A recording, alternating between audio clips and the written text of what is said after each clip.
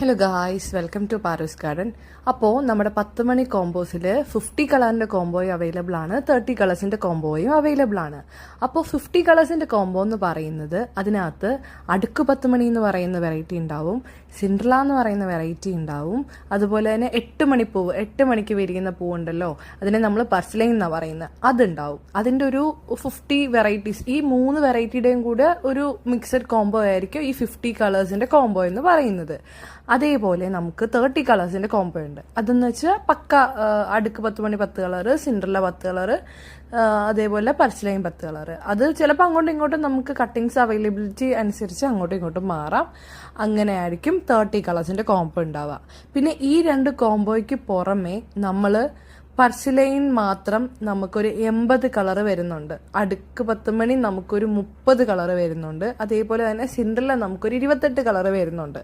അപ്പം നമ്മൾ അങ്ങനെയും കൊടുക്കുന്നുണ്ട്, നമ്മൾ സെയിലിനായിട്ട്. അങ്ങനെ ഇപ്പം അടുക്ക് 10 മണിയുടെ കോംബോ വേണം, അല്ലെങ്കിൽ നമുക്ക് പർസ്ലൈൻ മാത്രം മതി, അതല്ലെങ്കിൽ സിൻഡ്രല മാത്രം മതി എന്ന് പറയുന്നവർക്ക് അങ്ങനെയും കൊടുക്കുന്നുണ്ട്. അതല്ല ഇതിന് പുറമെ ഇതെല്ലാം കൂടി ഒരു 100 കളറ് വേണം, അല്ലെങ്കിൽ തായ്ലാൻഡ് മിക്സ് പോലെ വേണം എന്നുണ്ടെങ്കിൽ അങ്ങനെയും കൊടുക്കുന്നുണ്ട്. അപ്പം ഈ പറയുന്ന കോംബോസ് ആർക്കെങ്കിലും വേണമെങ്കിൽ ഇപ്പം ഞാനിതിൽ എൻ്റെ വാട്സപ്പ് നമ്പറാണ് കൊടുത്തേക്കുന്നത്, അതിലോട്ട് മെസ്സേജ് ചെയ്യുക, എനിക്ക് 10 മണി കോംബോ വേണം. അപ്പോൾ കോംബോ വേണമെങ്കിൽ ഏത് കോംബോ വേണം എന്നുള്ളത് നിങ്ങൾക്ക് ഡിസൈഡ് ചെയ്യാം. ഇപ്പം അടുക്ക് 10 മണി ആണെങ്കിൽ റോസാപ്പൂ പോലെ ഇരിക്കുന്നത് 10 മണിക്കാണ് വിരിയുന്നത്, അതൊരു 1 മണി 2 മണി വരെയൊക്കെ നിൽക്കും, നമ്മുടെ ഒരു ഡെയിലി ഒരു 2 മണി വരെയൊക്കെ ഉണ്ടാവും. അതേപോലെ 8 മണി പൂക്കൾ പർസ്ലൈൻ ആണെങ്കിൽ 8 മണിക്ക് വിരിയും, അതും ഉണ്ടാവും, ഒരു 12 1 മണി വരെയൊക്കെ അതിൻ്റെ പൂക്കൾ നിൽക്കും. അതല്ല സിൻഡ്രല എന്ന് പറയുമ്പോഴാണെങ്കിൽ അതുങ്ങളൊരു രാവിലെ 8-9 മണിയൊക്കെ ആകുമ്പോൾ വിരിയും, വൈകിട്ട് 5, 5, 6:30, ചിലപ്പോൾ പിറ്റേ ദിവസം വരെ അതിൻ്റെ പൂക്കൾ നിൽക്കാറുണ്ട്. അങ്ങനെയാണ് സിൻഡ്രല വെറൈറ്റി വരുന്നത്.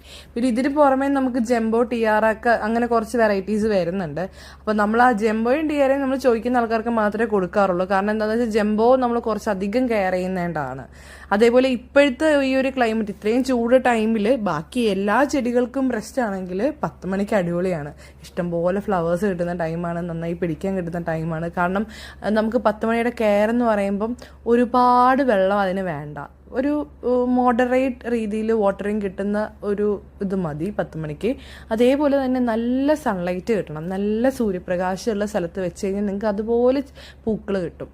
പിന്നെ ചാണകപ്പൊടിയും കോഴിവളവും ഒക്കെ കൂടി മിക്സ് ചെയ്ത് അതിൻ്റെ പോട്ടിംഗ് മിക്സ്ചർ ഉണ്ടാക്കി അതിൽ നടുവാണെങ്കിൽ അതുപോലെ നമുക്ക് നല്ല, ഇപ്പം ഞാൻ ഈ നട്ടേക്കുന്നതൊക്കെ നമ്മുടെ മണ്ണിലാണ്, അതിനകത്ത് ഇതേ പറയുന്ന പോലെ കോഴിവളവും ചാണകപ്പൊടി ഒക്കെ മിക്സ് ചെയ്ത് ചകിരിച്ചോറും ഒക്കെ മിക്സ് ചെയ്ത് അതിനകത്തൊരു 2 ദിവസം ഇട്ടേക്കും. എന്നിട്ട് പിന്നെ മണ്ണെല്ലാം റെഡിയാക്കി അങ്ങനെയാണ് ഇതിൻ്റെ തണ്ട് നട്ടു കൊടുക്കുന്നത്. പിന്നെ